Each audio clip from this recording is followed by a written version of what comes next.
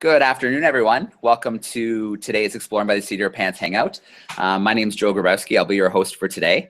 And thank you so much for joining us on this incredible day of sharing amazing women in science, conservation, exploration, adventure. It's been a blast so far, and I know it's just going to continue getting better and better as the day goes on. So I'm really excited to welcome our next guest, Emily Calandrelli. So for those who don't know, Emily is a correspondent on the upcoming Netflix show, Bill Nye Saves the World. She's also a producer and host of Fox's Xploration Outer Space. She covers the space industry as a writer for TechCrunch. She's a professional speaker, giving talks on things like science equality and space exploration. And a big thing that she supports, and I think is an amazing fit for today, is to inspire more females to pursue STEM careers. So she believes that if we give people opportunities, women, minorities, show them what's out there. There's so many amazing opportunities to pursue really cool careers in science and engineering and technology. So Emily, it's an absolute pleasure to have you joining us for the Hangout today.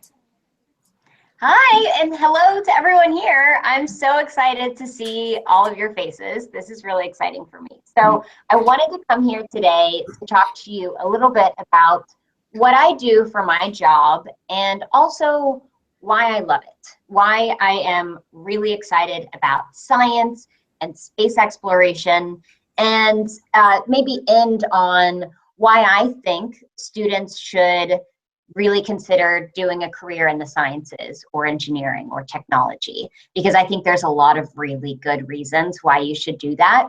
And so I'll tell you a few of my favorites today. So for me, my job is, I consider myself a science communicator, which basically means I'm a science storyteller. My goal is to inspire as many people as possible to learn about science and technology. And I do that as a host of a TV show on Fox called Xploration Outer Space. It's a weekend morning show. And as the host, I travel all around the country and visit NASA centers and private space companies and universities. And I find the smartest people there that are working on the coolest space projects.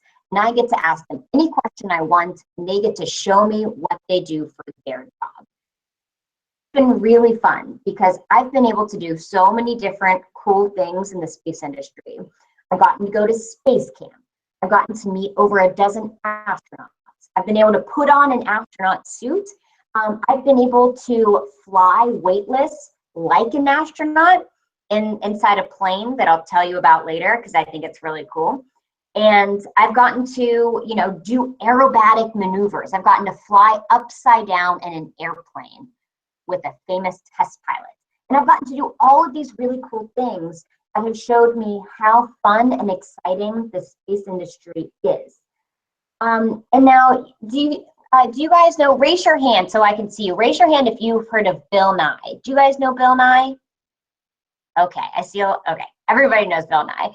Bill Nye is my personal idol. I want to be like him when I grow up. I think he's really, really great at talking about science in an exciting way. And my newest job that I'm really excited for is I'm a correspondent on Bill Nye's new show called Bill Nye Saves the World. And it's coming out on Netflix on April 21st.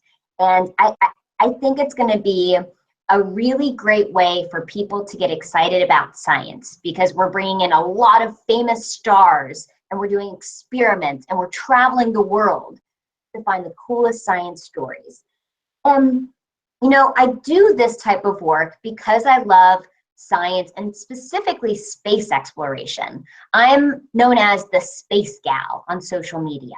And I call myself that because I am obsessed with space and everything to do with space exploration. My house is decorated with a lot of things from space. You'll see a beautiful nebula there. I built this myself. It's a not a very accurate model, but it's not to scale, but it's a model of the Earth, Moon, and Sun system. I built it with gears. I have show and tell right now. I have a Christmas stocking that's an astronaut boot. So I'm very excited about space. And the reasons why I'm excited about space is for two big reasons. You know, I think the people that work in the space industry, they work to answer the two biggest questions humans have ever asked. Where did we come from? And are we alone? Now, the first question, where did we come from, is very interesting. Some scientists have a hypothesis, which is just a question or a guess to where we came from, that we may have come from Mars. That may sound crazy because Mars today is dry and desert-like, and there's not much there that we know about. But many, many years ago, Mars was a lot like the Earth, with lakes and rivers and flowing water. And some people think there might have been life there. Now, how would life on Mars get to Earth? That would be a good question, right? Because Mars is pretty far away. It takes about 9 months to travel there with a spaceship. Well, what scientists think is that an asteroid could have hit Mars and brought up all that life into the atmosphere and then shot out that life into the solar system where that life may have landed on Earth. We don't know if that's happened. That's a hypothesis, that's a guess, but we're testing that hypothesis. That's why we have rovers on Mars, digging into the soil of Mars and trying to understand, was there life there in the past? Is there life there today? These are some of the biggest questions that people are trying to answer in the space industry. Now, the other one is, are we alone in the universe? Basically, are there aliens out there? Raise your hand if you think that aliens may exist in the universe. I see some, okay, I see a lot of hands. So for me personally, people always ask me this question.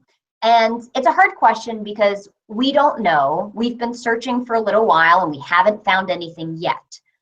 But to me, I think that the universe is so vast and so big that it's impossible that we are the only life forms in the universe. So I believe that aliens are out there. We just have to find them. But how are we looking for them? Well, there's two main types of aliens that we're searching for. One is the microscopic kind. Basically, it's pretty boring forms of life, the really small forms that you would have to see under a microscope. You'd have to use a microscope to see it. It's like the germs and the bacteria and little things that are alive, but you can't really see them. We're looking for those with things like with spacecraft that we're sending to other planets or rovers that we're sending to Mars. But we're also searching for a second type of life, the intelligent kind.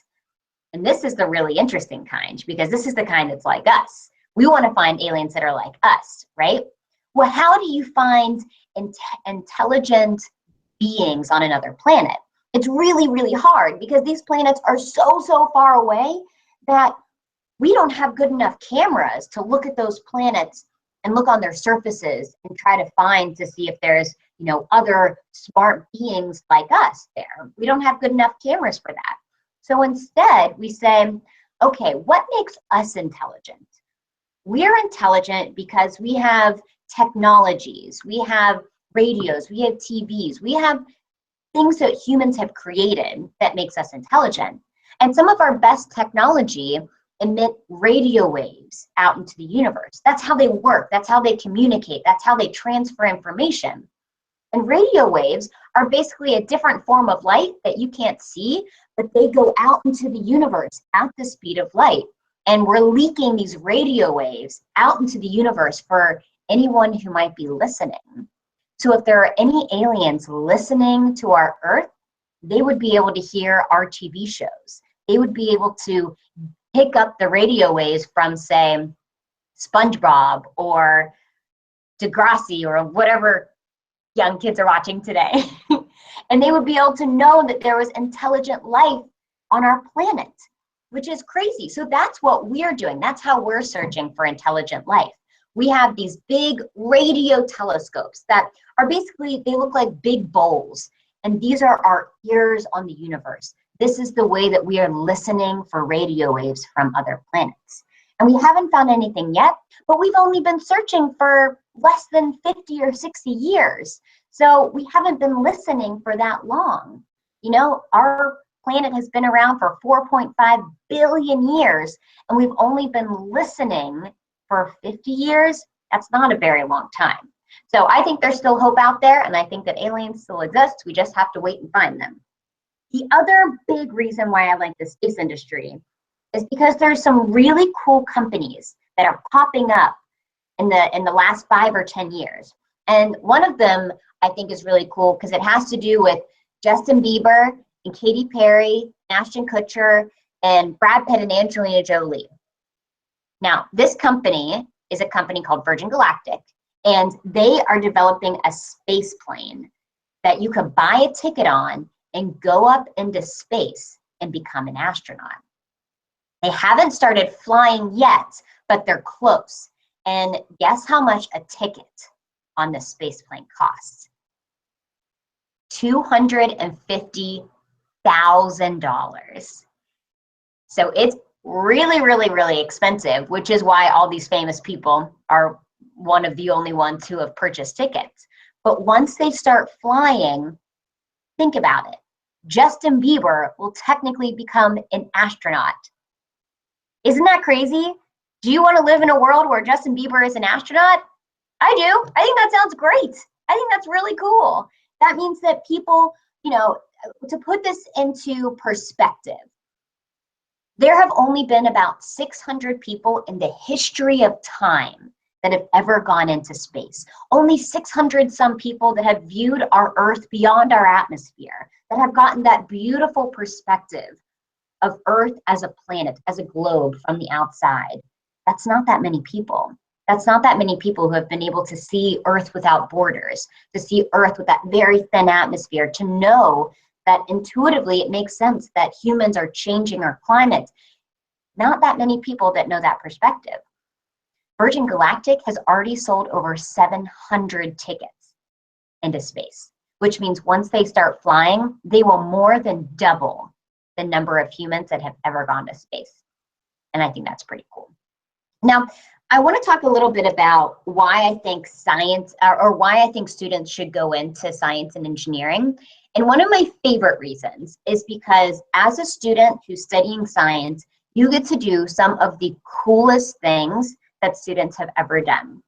Now, my specific example is when I got to fly weightless in a plane like an astronaut. Raise your hand if you guys have heard of the Vomit Comet. Has anybody heard of this plane? Okay, a few people. So I'll tell you about it. It's the coolest thing I've ever learned, and it's the coolest thing I've ever done. So I'm very excited to share this with you. So the Vomit Comet is just a plane, and it's a plane that flies like a 10,000-foot roller coaster like this. And for the people who are inside that plane, when they're diving down towards the ground, they're free falling inside the plane, which means they're floating. They're floating weightless inside the plane for about 30 seconds, not too long, just 30 seconds. But then when the plane goes back up, that's when you feel really, really heavy. Basically, the plane is moving so fast that it's pushing you down on the ground, and you feel twice your weight. You feel like an elephant sitting on your stomach. You feel really, really heavy. But then it goes back down again, and you feel weightless, and it goes back up, and you feel heavy, and you feel weightless and heavy and weightless and heavy and weightless and heavy for about an hour and a half, which is why they call it the Vomit Comet. Because imagine being on a roller coaster that's that intense for that long. So people usually get pretty sick, but it's the coolest feeling in the world. So I've ridden this plane 3 times now because I've been in science and engineering. This is a plane that's used to train astronauts before they go into space, but it's also a plane that students can fly if they build an experiment that they want to test in microgravity. Because think about it, everything works different in microgravity. For example, throw up. This plane, they give you a barf bag that you have to keep in your pocket right here. And if you get sick, they want it to be easily accessible so you can pull it out and barf into the bag. Because what happens if you throw up in zero gravity?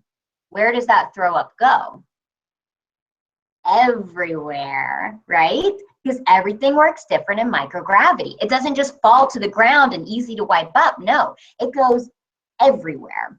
And imagine how dangerous that could be on board the space station, because they have electronics on the walls, on the ceiling, on the floor even.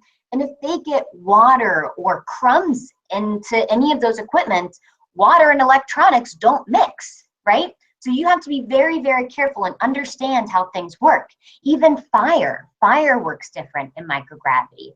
Instead of forming a flame that looks like a teardrop, it forms like a sphere, and it goes in all different directions. So you have to think about, if there's a fire on board the space station, what's the best way to put it out? Because fire burns differently in microgravity. So that's why students want to do experiments. They want to learn about all the different ways that things act differently under microgravity. And if you're a student in science or engineering, you can make one of these experiments yourself, and you can fly on board this Comet for free. So I think that's one of the coolest reasons to go into science and engineering. Let me see, how are we on time? I haven't really been paying attention. I think we've gone a little bit past the 15 minutes. So with this, I'm happy to open this up to any questions you guys might have about my job, or about space exploration, or really whatever you like. So I'll hand it back over to you guys. All right, Emily, thanks so much for sharing that with us, a little bit about what you do, your passion for space, and what's new. And I think that is so cool, that design your own experiment and get on the Comet. That would be such an opportunity. Wow, that's awesome. Let's meet our first classroom. So our first classroom, yeah, I'll turn their mic on. It's Mrs. Kremnitzer's group. They are joining us from Frederick in the United States. They're a grade 6 class. Go ahead with a question for Emily. Hi. Hi. You are an amazing role model for STEM careers that girls would want to do. In my future, I would love to be a researcher for space exploration, and also be able to give speeches. What advice do you have for young girls with this dream? I love it. So first of all, I love that you want to do both science and speaking, because that is a really great mix of science and creativity. And that's what I love. I ended up studying science and engineering for 8 years. I did bachelor's in mechanical engineering and aerospace engineering. And then I went on to do a master's in aeronautics and astronautics engineering. So my background is very sciencey, but now I do storytelling. I do science storytelling. So it's what you're saying. It's a mix of science and creativity. So I personally love that. I would recommend that you study science and engineering if you like space, aerospace, mechanical engineering, aeronautics. Those are all really great career options. And then practice speaking. You can get really good at speaking if you practice. So the way I practiced before I started doing it professionally is, when I was in college, I would go back to high schools and middle schools. And if you're in 6th grade, I would go to grade schools and talk to them about science and engineering. You can always go to classes that are younger than you and be a role model for them and tell them how to get where you are today. And the more you practice, the better you're going to get at it. Thank you. All right, great question and a great answer. Our next group, I'll turn your microphone on, is Mrs. Tishkoff's group. They are joining us from Woodbridge in Connecticut, and they're a grade 8 classroom. In front of the camera, Sam. I think I am. Okay. Okay, so you mentioned gender equality through science. How are you working to achieve this? Mm-hmm. Yeah, that's a great question. So one of the ways that I try to do it, and for me, I think the challenge is representation. And what I mean by that is, think about the role models you've had as scientists and engineers. When you think of a scientist and engineer, what type of person do you think about? I think a lot of people think of the nerdy people on The Big Bang Theory. When I was younger, I only thought of Bill Nye, so basically an older white guy. We didn't really have a lot of diversity in the role models that we could look to who did science and engineering. So what I find to be effective in trying to get more girls and more minorities into science and engineering is to basically just put people who are diverse on camera and show people who are watching my show that there are so many different types of people that are doing science and engineering. So as a producer for my own TV show, I make sure we find the women and the African Americans and the Latinas and the Latinos and the people that are very diverse in the space industry, put them on camera so that little kids who are watching the show can be like, I kind of look like that person. Maybe I could do what they're doing. Because there's just something about listening and seeing somebody who looks a little bit like you that makes it easier to believe that you could one day become what they are and one day do what they do. So that's how I'm trying to contribute to helping more people believe they can be scientists and engineers. All right, another great question. Our next group, Mrs. Bowman's class, they are joining us from Martinsburg, I believe in Virginia, or West Virginia. They're a grade 4 classroom. Go ahead with your question. What are your goals for the next 5 years in the STEM field, and how will you accomplish these goals? Whew, that is a very tough question. I'm not very good at answering that question. I've never had a very good 5-year plan, and I think that's because I like to be a little bit adventurous with my career. It's good to have goals and it's good to have milestones, and I think it's always good to look maybe a year or so ahead, but I'm somebody who likes to take opportunities as they come.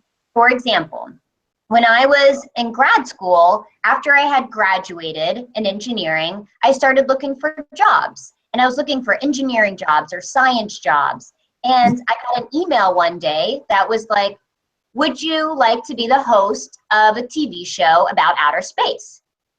This was very scary to me because I had never done anything in TV. I didn't know if I would be good at it, but it sounded fun and it sounded like an adventure. And that wasn't part of my 5-year plan. And so I said, you know what? I'm going to try it. I'm going to see if I'm good at it. Maybe I am, maybe I'm not. Maybe the show gets picked up after 1 year, maybe it doesn't. And so I tried it, and it's gotten picked up year after year after year. We've won national awards. I've been able to work with Bill Nye. I have a book coming out. It became this very serendipitous career that I wasn't expecting. So I think it's good to have 5-year plans, but sometimes it's good to just kind of be open to new opportunities and new possibilities and be open to change, be open to exciting new things. For me, my 5-year plan is to keep doing that, is to keep my eyes and ears open for new opportunities and to work hard at everything I've chosen to do along those 5 years. All right. Mrs. Zamora's class is joining us from Texas. They're in Austin. They're a grade 3 classroom. Go ahead with a question. Actually, we're in San Antonio and we're grade 4, but everything else was good. It's all good. Okay. Sorry. No problem. This is How old were you when you first started working for NASA? Ooh, that's a good question. So when I was a sophomore in college when I had my first NASA internship. So I was probably about 19 years old. But you know what? They have programs for kids in high school. So if you are close to a NASA center, or if your family would be willing, if you're in Texas, would be willing to drive you to Houston, they do have internships for high school students if you wanted to do a program in the summer. I worked with a high school student once when I was at one of my NASA centers. So they have programs for younger students to be involved if you're interested. But yeah, NASA does a really good job of involving kids and students into their mission. You really just have to email them and ask. You have to say, you know what, I'm interested in space, and do you have a job for me? Is there anything that I could do that could be helpful for you? Sometimes that means you have to be close to a NASA center, but you know, there might be other science related things that you could do in your area, like working at your museum or working at a robotics club in your area or something like that. You just kind of have to seek it out and ask if they have any opportunities. Kelsey's very interested in NASA. She does lots of projects on NASA and the disasters and the Challenger and all sorts of things. Oh, that's great. All right. Great questions. Boys and girls, you're doing an amazing job today. Mrs. Hilling's group is joining us from Blacksburg in the United States. They're a grade 4 classroom. Fingers crossed I have that right this time. Go ahead with your questions. When did you start wanting to work in science? That's a good question because, you know, I wasn't really that excited about science when I was in middle school or grade school. When I was in high school, I really liked math, but I wasn't one of the smartest kids in the classroom. There were kids that were really, really smart, and they did all they got all the tutoring, and they went to the best schools, and they had parents that were really smart. But you know, I wasn't one of those kids. I wasn't one of the smartest kids in the class. So I really liked math. But once I got to college, I found out that you can work to make yourself smarter. You can dedicate even more time to your homework and to studying and to finding things that you're excited about and passionate about and make yourself one of the smart kids. So that's what I like to tell younger people, because if you would have told me when I was in grade school that I would have gone to MIT, which some people think is one of the best engineering colleges in the world, I would have thought you were kidding. I would have thought that that was a joke because I was not smart enough to do that. But we all are. I think if there's a lot of time to dedicate to making yourself learn and to making yourself smarter, think of it as like a sport.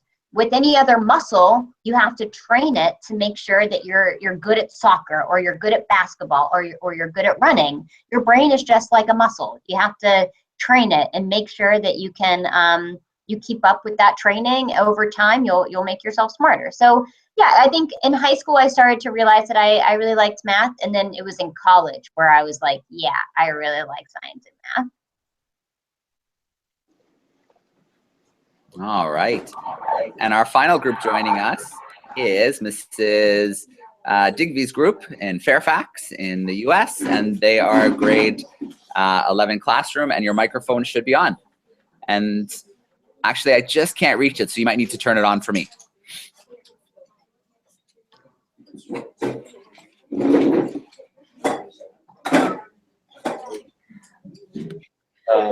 Let's ask. I did. Okay. What do you guys find most intriguing about space? For me, like, other than the stuff that I've mentioned, for the space industry as a whole, if you're, you know, paying close attention to it, the most exciting thing that's happening in the space industry right now is, in my opinion, rocket reusability.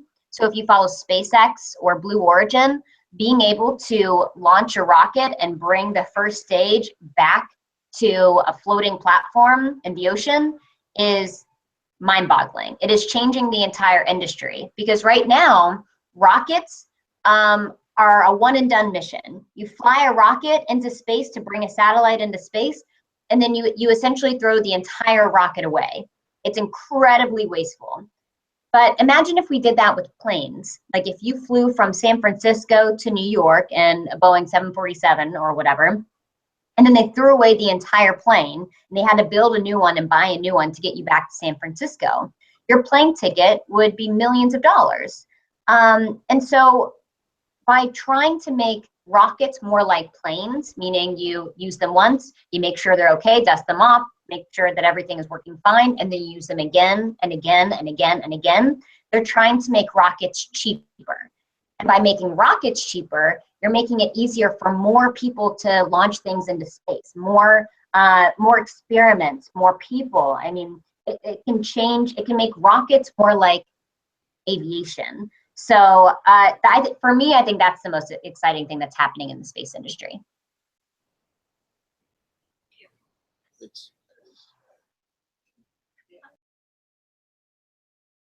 Great question. And we'll steal one more. My grade 7s are joining us today in Guelph, Ontario. So we'll let Peyton come up and ask her question. She's been waiting patiently for a final question. What do you do on the show with Bill Nye?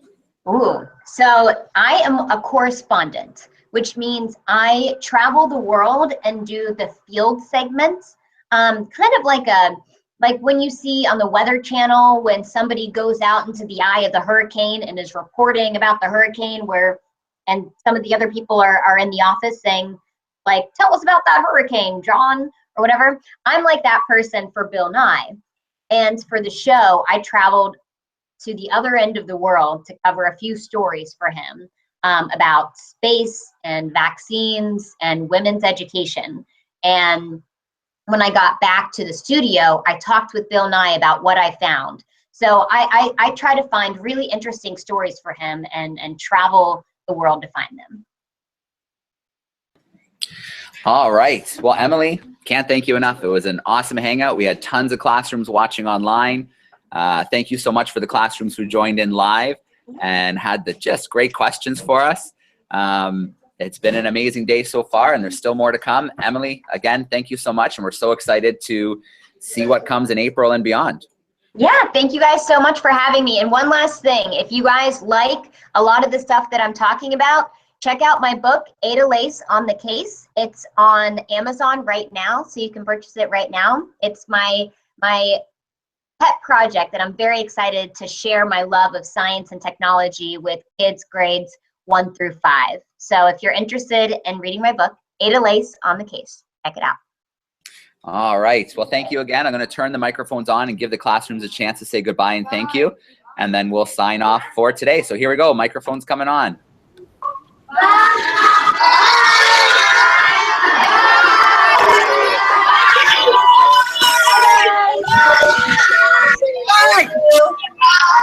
Thank you. Thank you.